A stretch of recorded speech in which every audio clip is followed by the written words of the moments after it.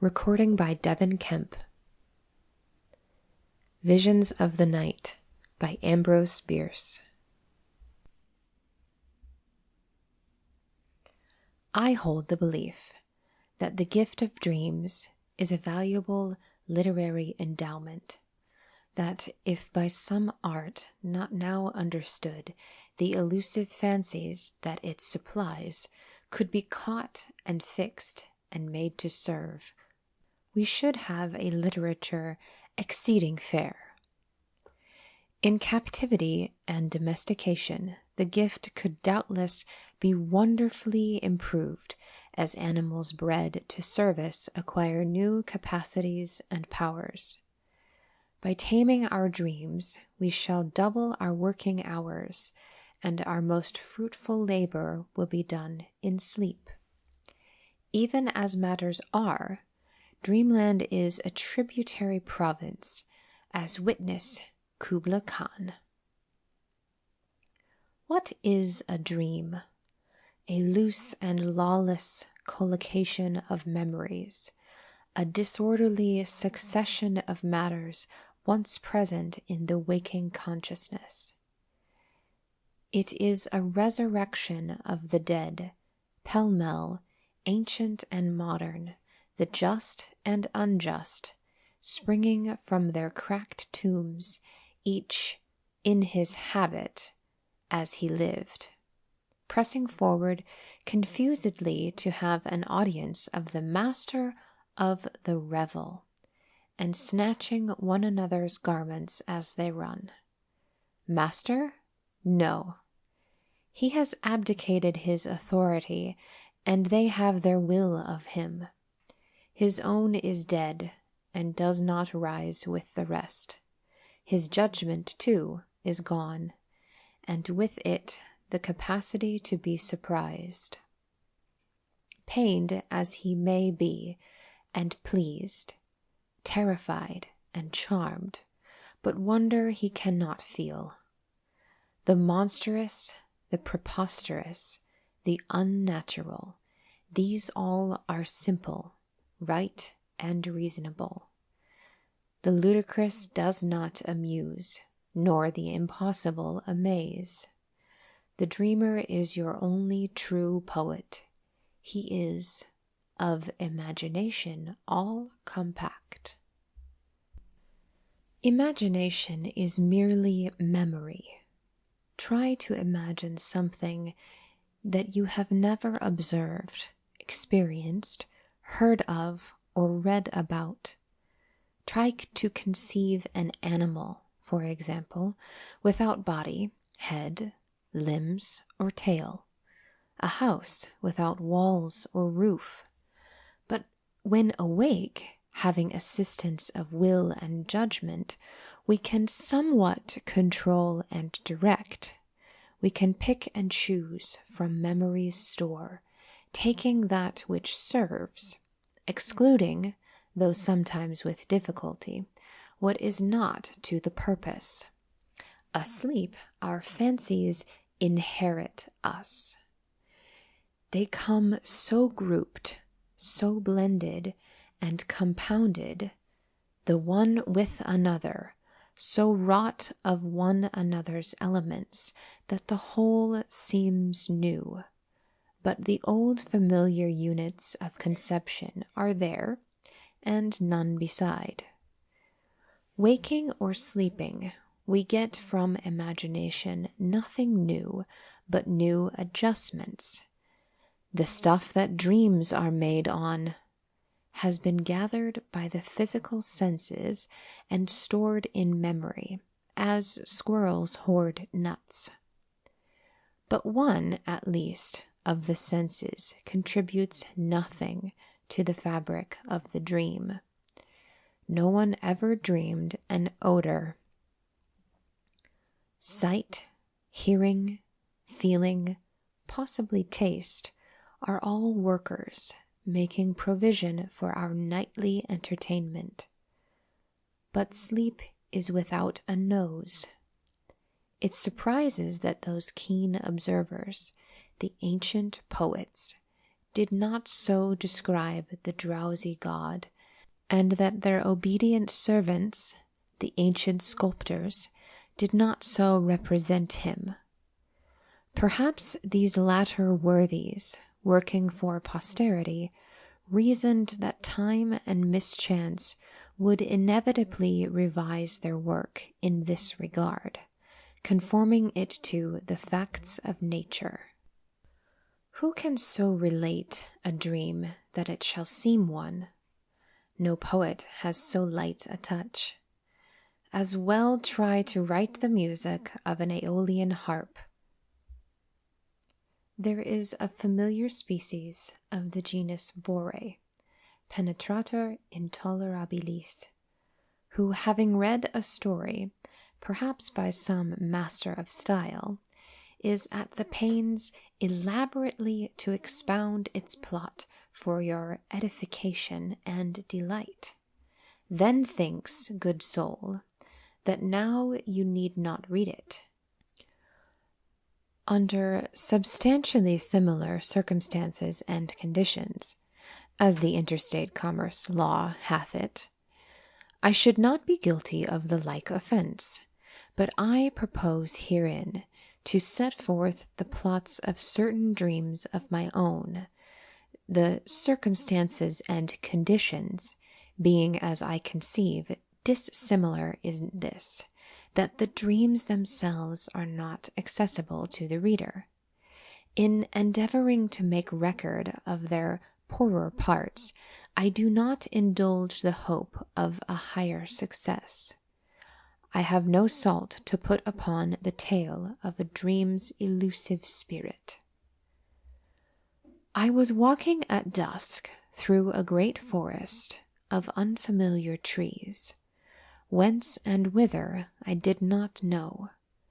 I had a sense of the vast extent of the wood, a consciousness that I was the only living thing in it. I was obsessed by some awful spell in expiation of a forgotten crime committed, as I vaguely surmised, against the sunrise. Mechanically and without hope, I moved under the arms of the giant trees along a narrow trail penetrating the haunted solitudes of the forest. I came at length to a brook that flowed darkly and sluggishly across my path, and saw that it was blood. Turning to the right, I followed it up a considerable distance, and soon came to a small, circular opening in the forest, filled with a dim, unreal light, by which I saw in the center of the opening a deep tank of white marble. It was filled with blood, and the stream that I had followed up was its outlet. All round the tank, between it and the enclosing forest, a space of perhaps 10 feet in breadth, paved with immense slabs of marble, were the dead bodies of men. A score. Though I did not count them, I knew that the number had some significant and pretentious relation to my crime. Possibly they marked the time, in centuries, since I had committed it. I only recognized the fitness of the number and knew it without counting. The bodies were naked and arranged symmetrically around the central tank, radiating from it like spokes of a wheel. The feet were outward, the heads hanging over the edge of the tank. Each lay upon its back, its throat cut, blood slowly dripping from the wound. I looked on all this unmoved. It was a natural and necessary result of my offense, and it did not affect me. but there was something that filled me with apprehension and terror. A monstrous pulsation beating with a slow, inevitable recurrence. I do not know which of the senses it addressed, or if it made its way to the consciousness through some avenue unknown to science and experience. The pitiless regularity of this vast rhythm was maddening. I was conscious that it pervaded the entire forest and was a manifestation of some gigantic and implacable malevolence.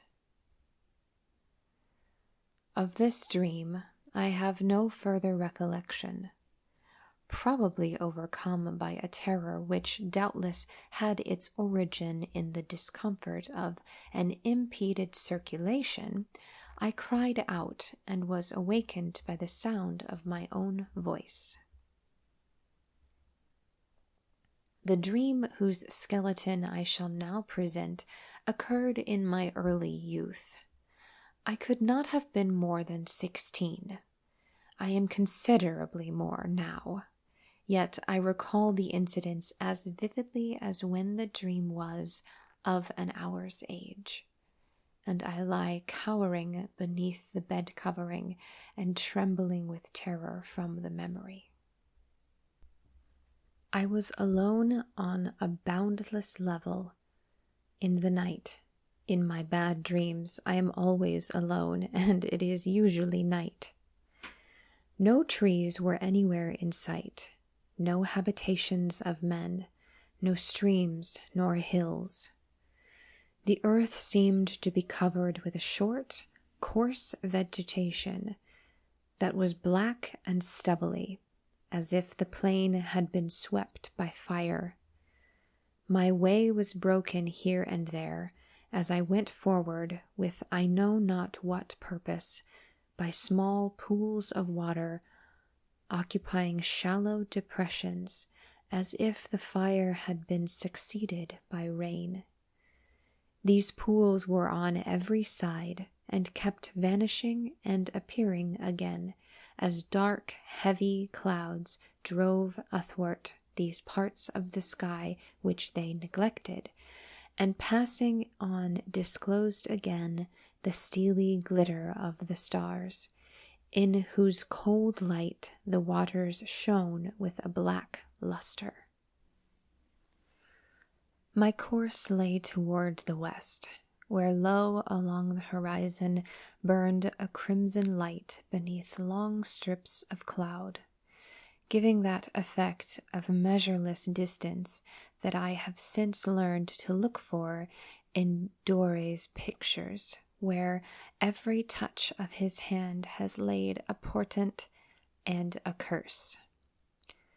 As I moved, I saw outlined against this uncanny background a silhouette of battlements and towers, which, expanding with every mile of my journey, grew at last to an unthinkable height and breadth, till the building subtended a wide angle of vision, yet seemed no nearer than before. Heartless and hopeless, I struggled on over the blasted and forbidding plain, and still the mighty structure grew until I could no longer compass it with a look, and its towers shut out the stars directly overhead. Then I passed in at an open portal between columns of cyclopean masonry, whose single stones were larger than my father's house. Within all was vacancy. Everything was coated with the dust of desertion. A dim light, the lawless light of dreams, sufficient unto itself, enabled me to pass from corridor to corridor and from room to room, every door yielding to my hand. In the rooms it was a long walk from wall to wall. Of no corridor did I ever reach an end. My footfalls gave out that strange hollow sound that is never heard but in abandoned dwellings and tenanted tombs. For hours I wandered in this awful solitude, conscious of a seeking purpose, yet knowing not what I sought. At last, in what I conceived to be an extreme angle of the building, I entered a room of the ordinary dimensions, having a single window. Through this I saw the same crimson light still lying along the horizon in the measureless reaches of the west, like a visible doom, and knew it for the lingering fire of eternity. Looking upon the red menace of its sullen and sinister glare, there came to me the dreadful truth, which years later, as an extravagant fancy, I endeavored to express in verse. Man is long ages dead in every zone. The angels all are gone to graves unknown. The devils, too, are cold enough at last, and God lies dead before the great white throne. The light was powerless to dispel the obscurity of the room, and it was some time before I discovered in the farthest angle the outlines of a bed, and approached it with a prescience of ill. I felt that here, somehow, the bad business of my adventure was to end with some horrible climax, yet could not resist the spell that urged me to the fulfillment. Upon the bed, partly clothed, lay the dead body of a human being. It lay upon its back, the arms straight along the sides. By bending over it, which I did with loathing, but no fear, I could see that it was dreadfully decomposed. The ribs protruded from the leathern flesh. Through the skin of the sunken belly could be seen the protuberances of the spine. The face was black and shriveled, and the lips, drawn away from the yellow teeth, cursed it with a ghastly grin. A fullness under the closed lids seemed to indicate that the eyes had survived the general wreck, and this was true, for as I bent above them, they slowly opened and gazed into mine with a tranquil, steady regard. Imagine my horror how you can. No words of mine can assist the conception. The eyes were my own. That vestigial fragment of a vanished race, that unspeakable thing which neither time nor eternity had wholly effaced, that hateful and abhorrent scrap of mortality, still sentient after death of God and the angels, was I. There are dreams that repeat themselves. Of this class is one of my own, which seems sufficiently singular to justify its narration, though truly I fear the reader will think the realms of sleep are anything but a happy hunting ground for my night-wandering soul. This is not true. The greater number of my incursions into dreamland, and I suppose those of most others, are attended with the happiest results. My imagination returns to the body like a bee to the hive, loaded with spoil which, reason assisting, is transmuted to honey and stored away in the cells of memory to be a joy forever.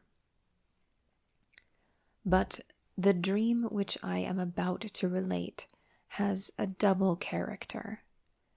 It is strangely dreadful in the experience, but the horror it inspires is so ludicrously disproportionate to the one incident producing it that in retrospection the fantasy amuses. I am passing through an open glade in a thinly wooded country. Through the belt of scattered trees that bound the irregular space, there are glimpses of cultivated fields and the homes of strange intelligences. It must be near daybreak, for the moon, nearly as full, is low in the west, showing blood red through the mists with which the landscape is fantastically freaked. The grass under my feet is heavy with dew, and the whole scene is that of a morning in early summer, glimmering in the unfamiliar light of a setting full moon. Near my path is a horse, visibly and audibly cropping the herbage. It lifts its head as I am about to pass, regards me motionless for a moment, then walks toward me. It is milky white, mild of mien, and amiable in look. I say to myself, "This horse is a gentle soul," and pause to caress it. It keeps its eyes fixed upon my own, approaches and speaks to me in a human voice, with human words.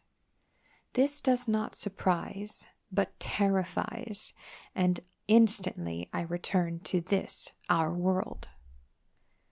The horse always speaks my own tongue, but I never know what it says. I suppose I vanish from the land of dreams before it finishes expressing what it has in mind, leaving it, no doubt, as greatly terrified by my sudden disappearance as I by its manner of accosting me. I would give value to know the purpose of its communication. Perhaps some morning I shall understand and return no more to this our world. End of Visions of the Night. Recording by Devin Kemp, Berlin, Germany. devinkemp.com